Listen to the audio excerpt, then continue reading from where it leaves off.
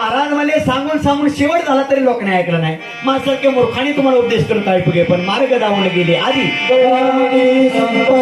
त्या संतांना वचनाप्रमाणे बोलण्याचा, वचनाप्रमाणे चालण्याचा, वचनाप्रमाणे इथून चालण्याचा हा प्रयत्न करतोय. त्याकडे तुकाराम महाराज सांगतात, आतापर्यंत तुमच्या हातून आमच्यातून चुका झालीच नाही. विचार करू नका, मागे गेले पाहू नका.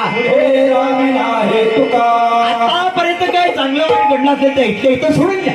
पण इथून पुढचं आयुष्य जर चांगला म्हणून जगायचं असेल, दासबाबांचा दासवा, त्या माऊलीचं, त्या तुकोबरायचं, त्या शैनेश्वराचा दासवा, आणि मगच म्हणा सावधान वई सावधान, सावधान वई सावधान, सावधान वई सावधान, सावधान वई सावधान.